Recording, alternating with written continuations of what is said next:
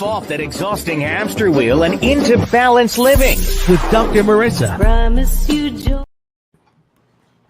Oh, what happened? Jump off that exhausting hamster wheel and into balanced living with Dr. Marissa. Promise you joy in the mystery. Dr. Marissa, also known as the Asian Oprah. Her mission, to be a beneficial presence on the planet. Her purpose, to be your personal advocate to live, laugh, love, learn. Her life motto, don't die wondering. Take back your life with Dr. Marissa Pay.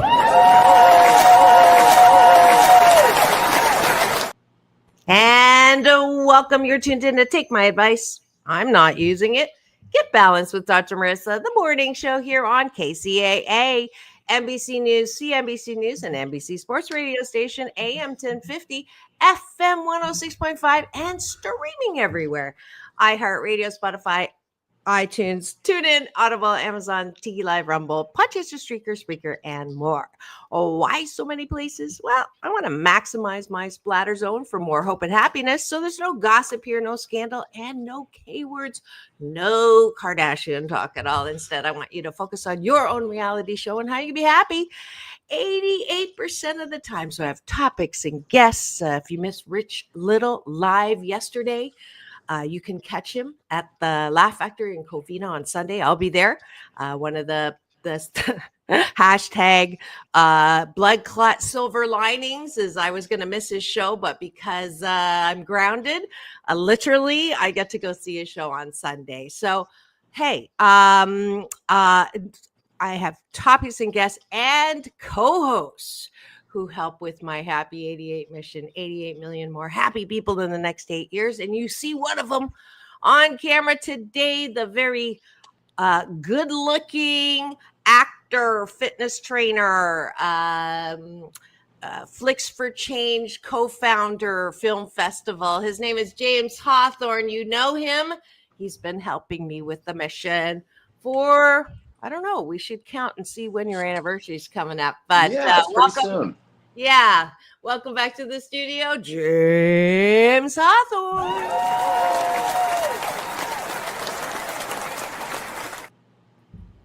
How you doing? I'm pretty good today. Today. We're gonna answer that question in full with a little good life habit hashtag Blisscipline that I do on this show for the last maybe 3 years now. We start the day not doing MS, meaningless scrolling, but we're going to start with taking a bite of my gratitude sandwich, and that's how we have breakfast together. So, top of the bun, what are you grateful for? Bottom of the bun, because I like it on the bottom, even though I got to stop using that because it requires that you actually get on the bottom. But anyways, the bottom of the bun is, what do you like about yourself? Appreciation. So here we go. What are you grateful for, James? I'm grateful for this little electric stim machine that I have attached to my neck right now. The simple things in life. Get a little crick in the neck, put a couple pads on, and clears it right up. Helps that muscle just contract and relax, and so cheap to buy and own, and so effective. So I like being able to manage any little aches and pains that come along by having the right tools at home. Grateful to have access to that, for that technology that makes it so easy. James likes to get turned on. The juice is flowing, quite literally. I am grateful that I'm not dead. I had a good cry in the shower this morning. I am grateful that the blood clots, 2 of them, one is the size from my groin to my knee, and the other one is behind my knee, quite large as well, did not break off and kill me in the last 2 months where it was undetected. And now I'm on a pretty strong drug to try to dissolve it. And I'm grateful that I'm not dead. I'm grateful for the same thing. I'm grateful that you're here and that, that emergency was averted and that it's being managed big time. It's very important to me. Yeah. I'm grateful for Los Alamitos Hospital. Uh, Great people. You know, I walked in, and the first thing is I get like 3 compliments on my outfit. So that was kind of cool, and I was grateful that, you know, when she came to get me, she was like, I was looking for an older woman in a wheelchair, and so that was kind of cool too. And yeah, so I'm grateful for them. I'm grateful for the longer summer days. I love, that there's all this extra daylight. So, if I'm running behind, I can, there's still plenty of daylight left to get in a swim or a run and enjoy the outdoors. These long days are special and they're fleeting, and it's really nice to have that daylight on either end. I definitely think that it increases happiness if you can manage to um, set your sleep schedule so that you enjoy as much of these longer days as possible. Yeah. I am grateful for the ability to broadcast from anywhere I am, and that is a wonderful thing. I have to change that now because I was saying that before because of going on world tour. I am grateful that I found an amazing place that is absolutely better than the place that I was leaving. That I leave on Sunday. The movers are coming, and instead of going on world tour, I am staying local for the time being, except for the month in Canada. But I can't believe how I not only manifested an ocean view for less money and a grand piano in the lobby, pool, gym, all of that. I am so grateful that um, there's so much evidence that everything's going to be okay, no matter what the changes are, no matter if things aren't going the way that I had planned, that it's always this and better. And I'm really grateful for that. Like you said, you're already seeing the silver linings to a really chaotic disruption. I know you had the whole next year planned out to be going all over the world, but talk about going with the flow. Everybody can learn a lot from seeing how you've handled that, having to throw all the plans up and adapt in about a million different ways all at once. So proud Yeah. of you. Thank you. Thank you. Let's go to the bottom of the bun, which is, what do you like about yourself? And I do this because it's so important to weight lift and train yourself, personal mastery first, to calm the monkey and the critic and that voice in your head that tells you you're not good enough, you're not, you're only as good as your last thing, you're your own worst enemy. So we use this exercise to turn that into you're your biggest supporter, your biggest cheerleader. And to do that, you got to stop beating up on yourself. And by knowing what you're good at, knowing what's good about you, that's the best way to do it. Because if you don't do that, you're going to go looking for love in all the wrong places and have your little antenna who likes me literally on social media, who likes me. And I don't want you to do that. I want you to know how loving, lovable, and loved you are on your own. So what do you like about yourself, James? I like that on, the harder days where maybe that practice isn't coming as easy. I've gotten better at being able to identify when that's going on, able to watch that inner voice and what it's saying and quiet it sooner than I used to, because that voice is real sneaky.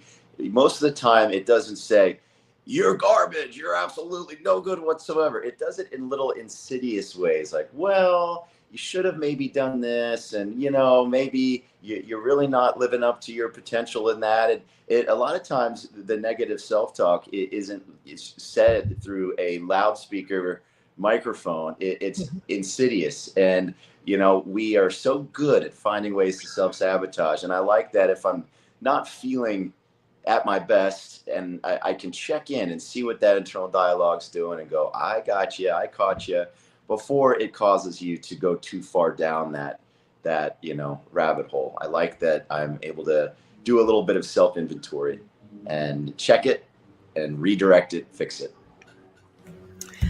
Yes. It is insidious. It'll say, well, how come you're not as advanced as so and so, or Right. right? That's the insidious stuff. So I appreciate that. I um, usually don't compare myself. I would say 88% of the time, I don't compare myself to other people. And that keeps the comparison monkey in its cage. And that I know that, well, it helps that I really do feel like I am way beyond where I ever imagined that I would be. I don't think I ever thought I would be a national number one best-selling author. I didn't think I would have a show for 13 years. I didn't know that I was going to have people like Rich Little tell his assistant how wonderful the interview was and how much he enjoys me, and gifting me tickets to go see him. Like, all those kinds of delights are not something that I could have seen. So I appreciate those. And at the same time, the overachieving control freak perfectionist part of me will say, like, I woke up just, my whole identity around world tour, international, travel, that I had all planned till the end of the year, and how exciting and how wonderful. And now that that's been um, like dramatically altered through the life threatening blood clots, it's really it's taking a lot of work to not do a bypass, oh, I'm okay. It's literally, I'm cycling through this, and I tried to get it out in the shower this morning so I wouldn't be quite as emotional on the show. But I think it's good too that I'm human, and that I'm living what I practice and what I teach, which is, when you're feeling sad, like, feel it fully. Don't try to hold back. Um, and really, like, so I'm grieving that right now, and it doesn't feel great, but I know that tears are the disinfectant that keep my heart soft, and that after get it out, and get the most of the tears out, then I do my blissipline, which is, I can't wait to see what good comes out of this, or I know that it's always this or better, and just focusing on that. And it's funny how my UPS man, my universal power source, is so good at, so I did my meditation this morning, and guess what it said on the meditation, which is, let's see, today, realizing that there is nothing in my past. Oh no, where is it? Life. Oh yeah. There's nothing in my past which can rise against me, nothing in my future which can menace the unfoldment of my experience. Life shall be an eternal adventure, an unfolding experience of greater and better experiences. So that's the promise from my UPS man, that even though it looks like, no more adventure in my life, and that's what my monkey's saying, like, your life is over. Your middle name, you can't say no fear. You can't say I grab life by the balls anymore, because I'm grounded. But and I have to be on this medication for the rest of my life. And so why I'm crying is, things I love being adventurous. I raced sailboats for 34 seasons, and I can't do that anymore because of the risk of, because I'm going to be on blood thinners for the rest of my life, because I've had 2 DVTs now, or 4. That's the hardest thing for me, that I can't just go and, push the edge of that envelope. And I give kudos to you for, recognizing that, yes, it is definitely a kind of a grieving process, as you have to adapt and adjust to these changes, and recognizing that, grief isn't just about losing a loved one.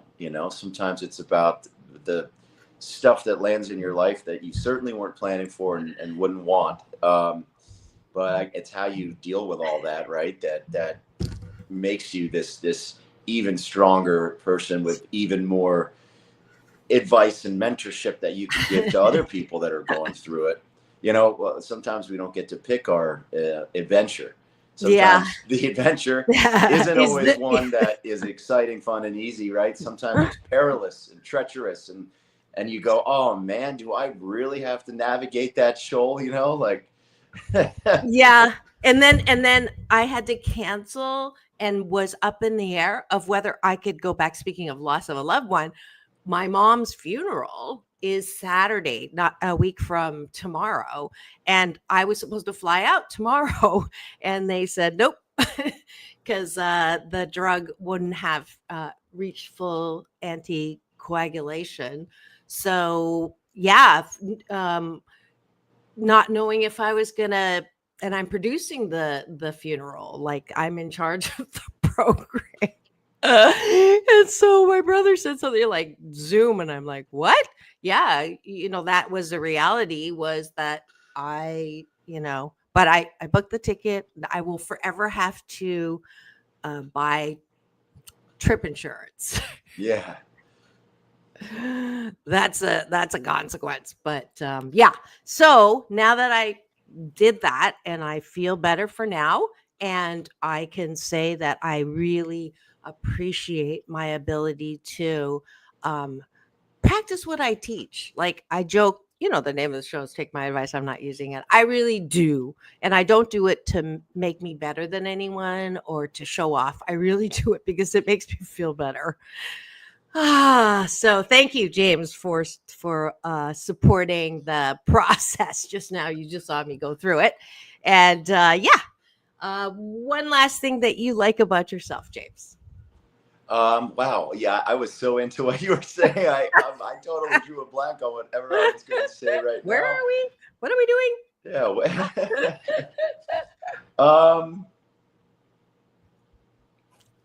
I like that I'm getting better at recognizing the people in my life that I value the most and where I want to put all of my, love and energy towards, because I would like to think I'm an endless source of it, but there's an energy involved that it takes to do that. And as the older I get, the more I lean into the people that are truly special, and the easier it is for me to, let nature take its course with those that maybe aren't as special, that don't try as hard to stay in touch and maintain a friendship or a relationship. And I like that I'm getting better at recognizing that and being okay with that and understanding that, people will kind of come in and out. And if they're out, so be it. It's okay. It creates space to find the people that truly elevate,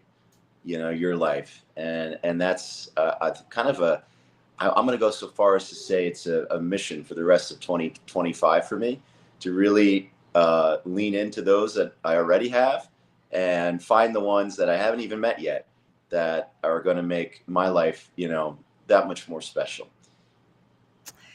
Yeah. And I know I'm in that number. I have to show some appreciation too, that James has really been, his reaction time and care time is very appreciated and noticed. So I want to just give you that.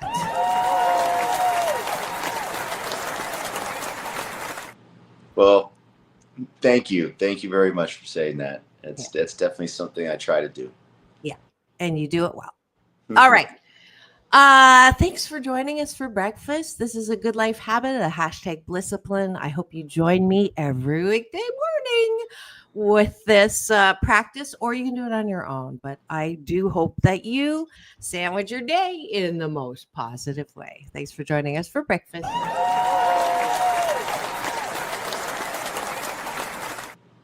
And now for the topic of the day. Everything is awesome. James, what is the topic for today? Today, the topic is adventure. How to find it in your life if it's not dumped on your lap. And not all adventure is maybe of your choosing or at first glance positive, but the importance of, keeping adventure in your life and how that translates to relationships, dating, and, keeping things fun. And, when I was asked to come up with a topic, I wasn't exactly sure why this was screaming at me to talk about. I don't know if I am yet, but I do have an idea around it. And in the spirit of living life out loud, I'll say that, I don't know, maybe I feel like a little bit lately, it's kind of stuck in a rut.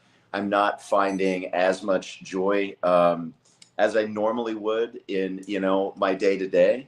And I'm thinking, well, I'm not really going on my next travel adventure for another month. I'm going back east for a wedding. I'm going to see both mom and dad and visit, some high school friends on the Eastern Shore. So I'm going to be all over the East Coast. I'm very excited for that. But I'm thinking that, while that's a nice adventure, how do you find the adventure in the day to day?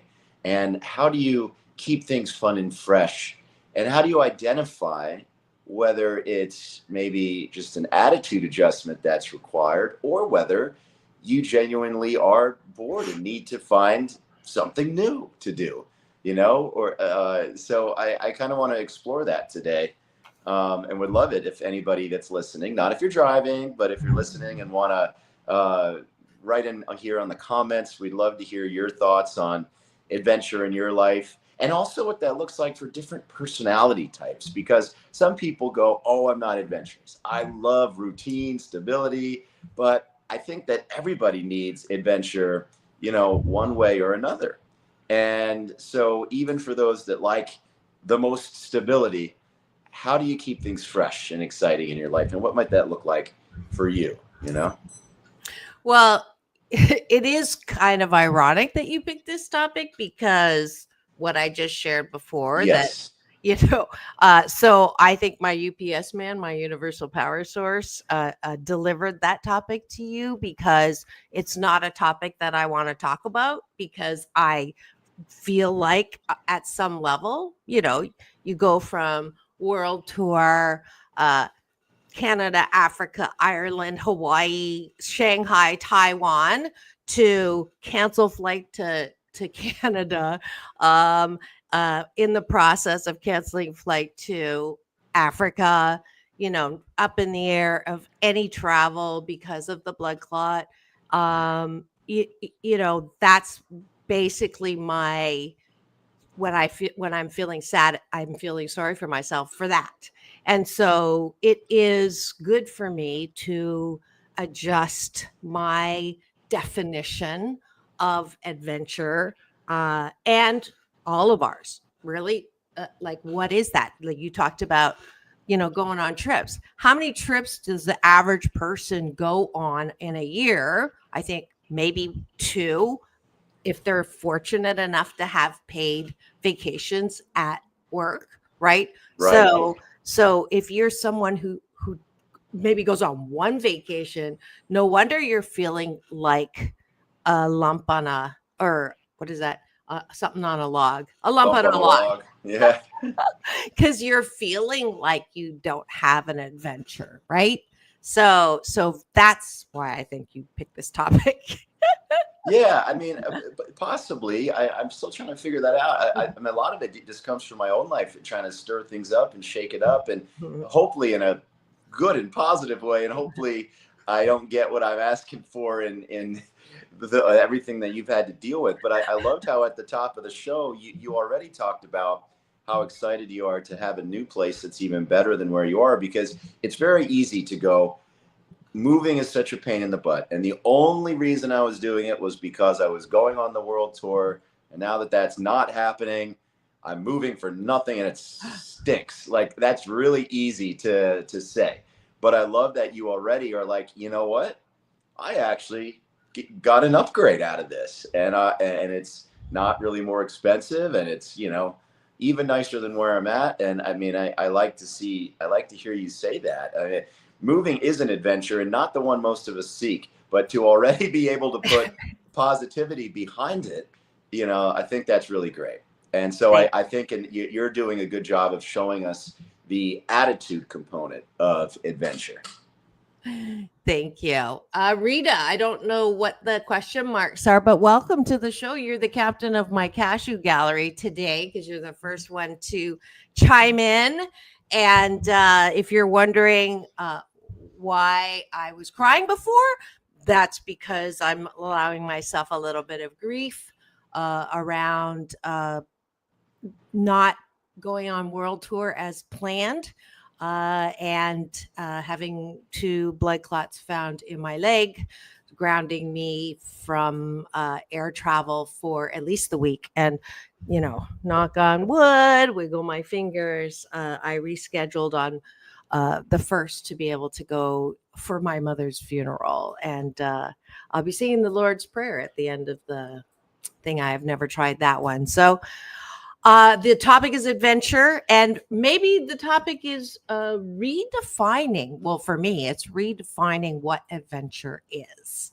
So I will say that at its very best, and I'm saying this as a happiness coach, as someone who insists on having fun in life, that I'm learning firsthand how to turn every day, which I kind of do most of the time, every day into an adventure. So you don't have to be on world tour to feel like you're having an adventure. You don't have to be out on vacation to have an adventure.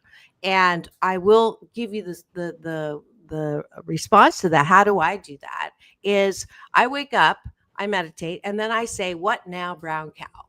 So if every day I know I have things that I have planned, but I want to make sure I leave enough space in my head and in my heart to, I wonder what's going to happen, and not like waiting for the other shoe to drop, but actually have the openness to receive or allow for some amazing things. So I'll give you a perfect example that I'm in the hospital bed, right? I'm going on world tour before they find the clot.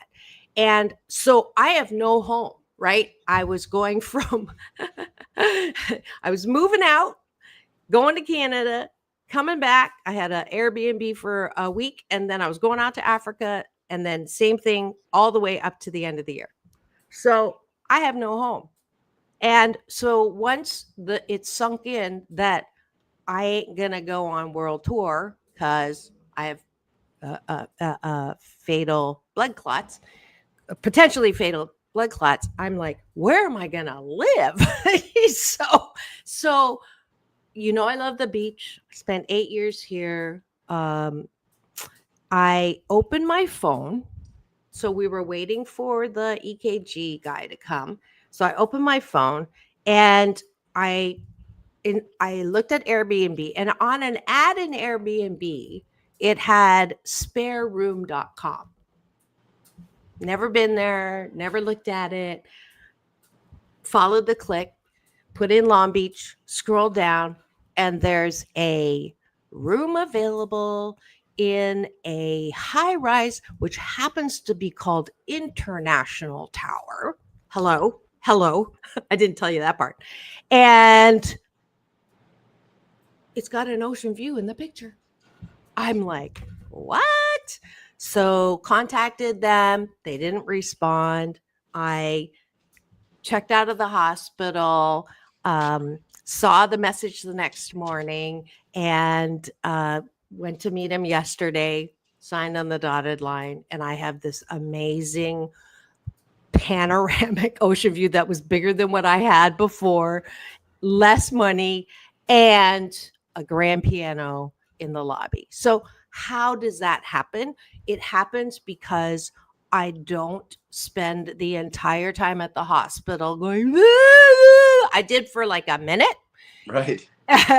But I didn't do it for 4 hours, which would have not allowed me to get on the phone, to be open to possibilities. That's the adventure that is the definition of my life, the joyride of my life. So that's So it's okay to feel sorry for yourself. I think it's important to, like, cried in the shower, cried a little at the top of the show, to process that, because negative energy takes up more than positive energy. So you have to release that in order to be open to attract what's possible. So that's my definition of energy. I think, that I don't remember where I heard this, but I think they say that it's good to have one foot grounded and then the other foot in the unknown, like stepping into uncharted waters, and that are literally at our soul level. We crave that and we need that. Some people are more into the kind of gypsy soul lifestyle, just constantly wandering, and that's cool. But I think we all need some level of groundedness, and it's important to honor that. But that other foot needs to constantly be stepping out into the unknown, whether it's life doing it for you or to you, or whether it's you proactively seeking that and finding those new experiences. Or, I do think it's new experiences, but I think there's more to it than that. I agree. I think there's an attitude component to each and every day. How do you, find the adventure? If, for example, you always go to this, restaurant on a whim, driving by something else, and be like, you know what, I'm going to go there instead of my other favorite place. Just give it a shot. If you always go to, say you go to the beach once a week for whatever reason, instead of going to the beach you always know and love, try a new one. Just the little things like that, I think, add up over time. And if date night or game night with friends, whatever it is, it always takes the same form, get some variety in there. So I think variety in your day to day, and then also having a foot out in the unknown. To some degree, your world tour, your trip was planned, you had engagements, but because you're going to all these exciting places, a lot of it has to, by just the nature of the very thing, be let's just see what it is when I get there and figure it out. Because you can't do something that big and have it all planned out. There's a lot of room for let's just see, Yeah. The practical application of what you're talking about for me is when I get interrupted by someone that I didn't, wasn't expecting, or I go to your birthday party and am there to celebrate your birthday and end up meeting someone sitting across from me who has an access to Aquafina, who I wrote a part for in my screenplay, and I have no connection with her. And that connection is there because I'm open to all possibilities. And I trust that if this is a screenplay that is supposed to go to the screen, big screen, that my UPS man has these unexpected, unplanned for, unforced, manipulated, unpushed for. That's the adventure of life. Like, you just don't know if the person in line next to you that you are getting annoyed at because they're trying to talk to you is actually going to be the solution to something that you've been questioning for the last week. I mean, that happens to me all the time. And I call them what caught moments. What are the chances of that? And my whole life is a series of what caught moments. And that's an adventure. Like, I can't wait to see what good comes out of this. Literally, you've heard the story. That's how I got the best-selling book. Yeah. I lost a $200,000 consulting project. Did I ask for that? No. Did I ever in a million years think that would turn into a best-selling book because I had time to write then? No. So, there's adventure everywhere, but we got to stop micromanaging our life. I'm Yes, talking to and myself. embrace change. Embrace change, even when you didn't ask for it, even if you didn't proactively pursue it. Embrace it when it's placed upon you, and then also find ways to intentionally seek it. So I think change, variety, remembering, that one foot needs to be grounded in, routine, the day to day. The other foot should be constantly towing the line of adventure. And when life does turn your gentle, lazy river into category 5 raging whitewater rapid, don't just hang on in the bottom of the raft for dear life. Grab a paddle, get up there and steer, go with it, have fun, enjoy Yeah. the ride, Yeah, absolutely. We're going to have to take a quick break for our news, weather, and traffic because we're on KCAA, the station that leaves no listener behind, NBC News Radio, number one talk in the IE. Thank you very much. And home to the Asian Oprah. Don't go away. We'll be right back with more straight talk with myself and James Hawthorn. don't go away. Chuck Woolery says we'll be back in 2 and 2. It's peace in, peace out.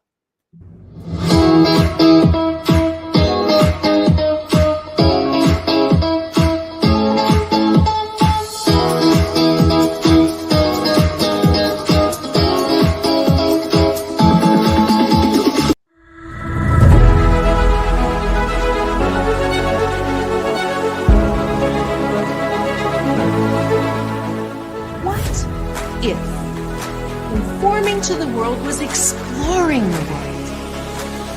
What if the question, what do you want to be when you grow up, little girl, turns into how many streets of life you want to explore? What if the purpose of life is not to die with the most toys to leave our squabbling relatives? What if the purpose of life was to do things that we enjoy most of the time? Have relationships that we enjoy most of the time, and use our unique talents, gifts, and abilities to fully express in the dash between birth and death. What if, as a direct result of this horrible pandemic, we could rise out of the ashes with the new PPP, post-pandemic possibilities? The sooner you turn "it's impossible" to "I'm possible," the what ifs become possible too. Because you are loving, lovable, and loved, wrapped in a warm blanket of worthiness. But it may start with getting out of bed and making it. What if starts with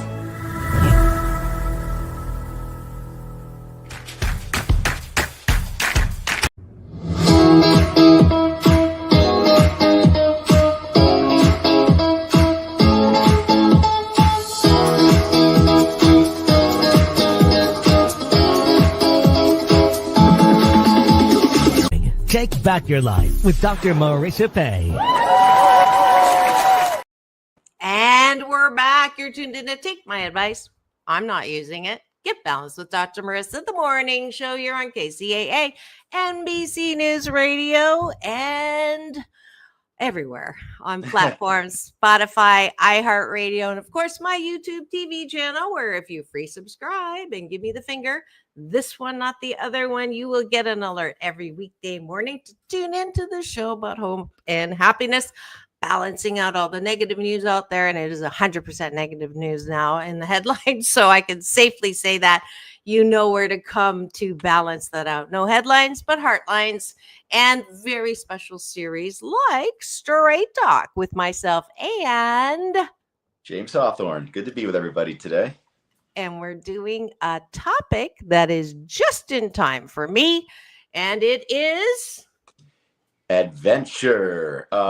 Keeping it in your life and dealing with it when it is placed upon you, even when you haven't sought it out. And then also the piece we haven't gotten to yet is, what does that look like in dating? I haven't found that special someone that I've been with for years and years yet. And so it got me thinking about, well, Do I be open to meeting different kinds of people and maybe trying different kinds of activities for dates, finding the adventure in that. Um, I think if you're already in a relationship or dating, I think if your partner has an idea to do something that maybe you've never tried, or maybe you tried it once and didn't really like it, it might be fun to try it again with a new person and see what that experience is like. Cornflakes used to have an ad: taste them again for the first time. Because let's be honest, cornflakes are kind of boring, but not a bad ad gimmick. So, with activities that maybe you weren't a huge fan of, maybe you can go back and try them again for the first time, especially in the dating realm, because you never know what might transpire with that new ingredient, that new individual. My mind is in a very, very bad place. Everything that you just said, I was relating to positions. So I am going to keep my mouth shut before I get myself into more trouble. However, on a clean note, when you were talking about, looking at things a different ways, different people, same thing trying, I was thinking about my one rule on dating was they had to be geographically desirable, right? So Mm-hmm. not too far. And so I would never swipe on anyone who was more than like definitely not anybody in the valley. Hollywood was pushing it. But now I'm thinking, you know what? That is a good practical application of exactly what we're talking about. Who knows? Right? That they might want to move, you might want to move. Who's saying that my knowing what I like, what I don't like, my preferences, this is adventure, this isn't adventure. Who says that is written in stone? Who says that couldn't be changed? Yeah, I mean, why would you ever want to crush the world of possibility that is available to you? There was a book I was reading, I think it was called The Science of Making Things Happen. And it talked about, particle mode versus wave mode, and it comes directly from the world of physics. So it is backed in science. It's not foo-fooey. Wave mode, everything is possible. Particle mode, it's almost like predetermined, and they've studied it by looking at like light refractions and stuff. I'll save you the extended science of it. But the moral of the story is when you have to get a specific thing done, particle mode's good. But let's say there's something in your life that you want to change. Don't be so specific in the way that you need it to change, because then you're, canceling possibilities. You're going from wave mode to particle mode too quickly. I think instead you could say, well, I'm not meeting the kind of guys I want to meet or going on the kind of dates that I'm really enjoying. So particle mode would be then saying, I want to meet a guy that's this, that, and the other. Or I could just say, I want to meet somebody that makes me feel, this way. Somebody that creates these feelings inside of me, and who they are, what they look like, where they live, all of that. I'm not getting involved in that. I am not going to put that burden on the universe. I'm going to be surprised and delighted by whatever comes my way, with confidence that it will somehow work out in the best, in ways that will surprise and delight me. All right. So Well, now let's put the moose on the table, though, which is my Canadian version of talking about the elephant in the room, because you and I are very alike in visual stimulation. So this is where you may say that, and I hear you, because I challenge myself on the looks thing and on the height thing, right? And on the profession thing all the time. And so I'll swipe on someone that I wouldn't normally swipe on because I'm not attracted to their looks, or they're not really my type, or they're not tall enough, and I'll swipe, right? So that's, I'm practicing being open. But then if they match and I zoom in, or I, look closely, I have to unmatch, because it's like I cannot see myself. I don't have that feeling. I don't. You lust that loving feeling. So, in theory, I agree with you. In practice, I've not been able to do that. Oh, well, there's certainly non-negotiables. I mean, if I'm not, attracted to that person, I'm not attracted to them. I mean, to me, that's just like a basic ground rule of engagement. So I'm definitely not advocating for forcing yourself to feel something that you're not feeling. I'm saying we think we have an idea of what the ideal person is going to be, but maybe there are people we haven't met that, like I hear about this all the time. Couples that are been together for a long time, successful. I've heard people say, I never thought I'd be into somebody but we met and the chemistry and they, just hit it off. So you never know. So, you know, yes, I know that I have to be attracted to that person, but what type that person is, I don't know. People ask me what my type is, and I say the 99th percentile. I've liked all different types of people, but I feel very attracted to all of them. So in my eyes, they're the 99th percentile of, whatever type they are. So I don't ever want to put limits on what the universe may provide for me. Yeah, I have to get better at that. I definitely throw the baby out with the bathwater a lot, a lot. And that's the other thing. It's like I have completely shut that avenue down because I thought I was going on world tour. And now it's like, ugh, I'm not looking forward to and maybe I won't. I don't know. I do know that for the year before planning the world tour, I literally gave last year. That's why I started dating. I had been single for 7 years, 5 months, 4 weeks, 3 days, 2 hours, but who's counting? I was purposefully trying to see if there was going to be someone that I met who would change the trajectory of the world tour. Little did I know it was going to be a freaking blood clot that did that, but I didn't meet anyone last year. I had 33 first dates, 2 second dates, 1 third date, 1 fourth date, and that's it. So, I'm living out loud now. So what you're saying, maybe I want to like take my toys and go home right now sometimes. Destroy myself. I'm not going to date at all. I'm not going to, but I think that it is maybe the change is really leaving the match on that's not my regular match and going out with that person and see what happens. Because what you said before about it's not the how that we should be focusing on, it's the what. So whatever your desire is, this is Abraham Hicks for those of you who are laws of attraction fans. It's focus on the what in the desire of what you want. Don't ruin your what with the how. If you get too involved in the how, then you're going to limit what the ability for the what to come in, right? Ernest Holmes calls it the difference between choosing and outlining. You can choose to want a beautiful rose bush, but if you outline and say, I want 6 roses on this stem and 5 leaves on this stalk, you're going to limit your ability to have what you want.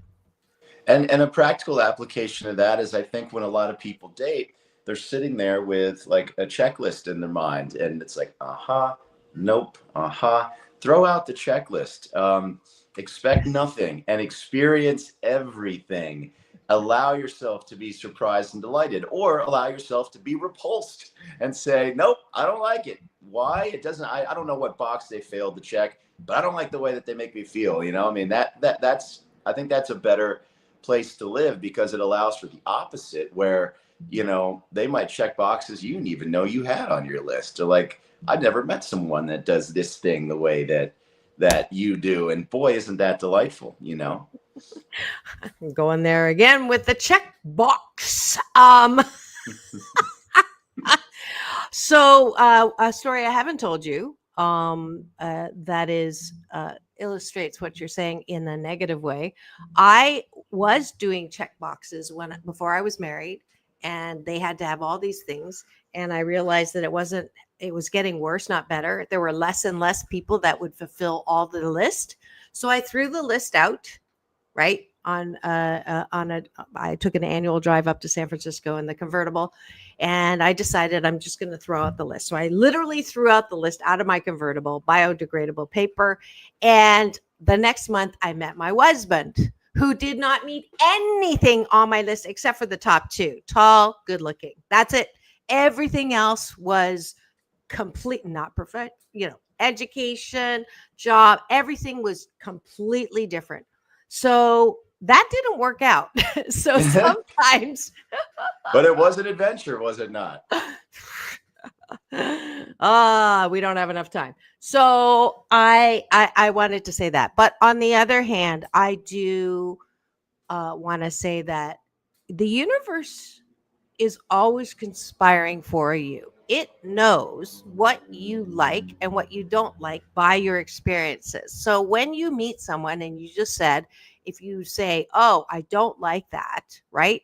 That's a good thing, because you're launching a desire to find someone who does not do that and does do this. But what we do to shoot ourselves in the foot a lot is focus on what we didn't like about that person and can't get off that horse. So you're constantly complaining about what's missing in the relationship, or why are they keeping do that? Why do they? Instead of going, I already launched the desire to have someone who doesn't do that. My job now is to open myself and take my eyes off of that and look forward into, might be that person who changes, or it might be someone else who gives you the thing that you like. That's our work. We are horrible at looking at what we want. We are really good at looking at what we don't want. So there's the challenge. That's very true. And I think a lot of times we have to give ourselves permission to express what we want. Sometimes we get caught up in the grind of life, and each day is just one to-do list after the next. And sometimes we lose the actual skill of taking an inventory of saying, what do I want? Am I actually happy? And there's a difference between being like, yeah, I'm happy enough, versus being like really fulfilled and content. And if you're not, giving yourself that permission to just ask, what do I want? And it might not be what you expect. If you really give yourself space and grace to put that question out there, see what comes back to you. When with an open heart and open mind, you say, if anything's possible, I'm going to work from that premise. If anything is possible, then what do I want? And see what comes back. And that's a skill. It sounds like a simple thing to do. It's simple, but it's not easy because of the way that our minds work. And it's a muscle that I think has to be worked. And I think that adventure and the things that make life grand, kind of transitioning into my final thought here, is it comes from being able to ask with an open heart and mind what you want, and then having the courage to move towards it and allow yourself to receive whatever the universe gives you. Yeah. So let's do it. We have enough time to do my favorite exercise is, wouldn't it be nice if? So I'm going to say it for you, and you're going to say, if I met a guy who, and then fill in the blank, and we'll just keep going. And then you say it to me and I'll fill in the blank for me. Ready? Yeah. Wouldn't it be nice if I met a guy who? If I met a guy who elevates the quality of my life in every moment in the way that just having my dog does. Now, that might sound like a pathetically low standard, but I don't think it is. Don't judge it. Don't judge it. And then you go and ask me, and we go back and forth as many times. So don't qualify. Okay. Wouldn't it be nice if I met a guy who no, made me... No. Now you have to prompt me. I get to do this too. So you say, wouldn't it be nice if you met? Well, no, I was doing it. We're getting our pronouns. I get to answer for me. You already did one. Yeah, no, I'm with you. Wouldn't it be nice if you met? Sorry, like I said, we're getting our pronouns mixed up. Why don't you tell me the kind of guy you'd like to meet? Let's go with that. Wouldn't it be nice if I met a guy who made my toes curl? Wouldn't it be nice if you met a guy who? makes me think about him when I'm not with him. Wouldn't it be nice if you met a guy who stimulated me, body, mind, spirit, soul? Wouldn't it be nice if you met a guy who accepts me fully for who I am, but inspires me to improve and be better? Wouldn't it be nice if you met a guy who had carry-on size emotional baggage, not oversized? Wouldn't it be nice if you met a guy who loves to be with me, but is also independent? Wouldn't it be nice if you met a guy who really saw life as the joy ride that I do as well? Wouldn't it be nice if you met a guy who communicates openly, honestly, clearly, and abundantly? Wouldn't it be nice if you met a guy who loved to give me flowers and chocolates and little messages of love in romantic way and not fight it? Wouldn't it be nice if you met a guy? If I met a guy who has something that feels like magical about them, something that I have never experienced in another human being? Wouldn't it be nice? Wouldn't it be nice if you met a guy who thought I was the best thing since sliced bread? Or I never liked that. The best thing since the smartphone.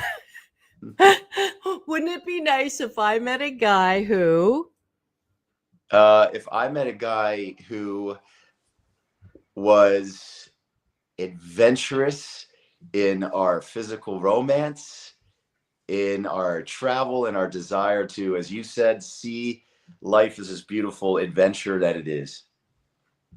Beautiful. And that was an exercise from Law of Attraction, Abraham Hicks, that I love, and people that my clients that I've done it with are continue to use it. So that is your call to action.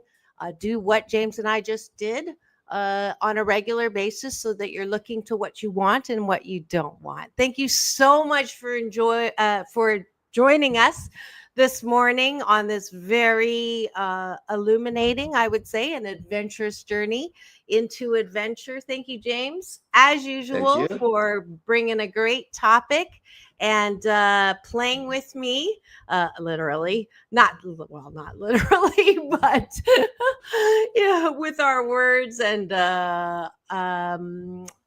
join me in going out for this show and take us out. It's all about balance, peace in, peace out, world peace through inner peace.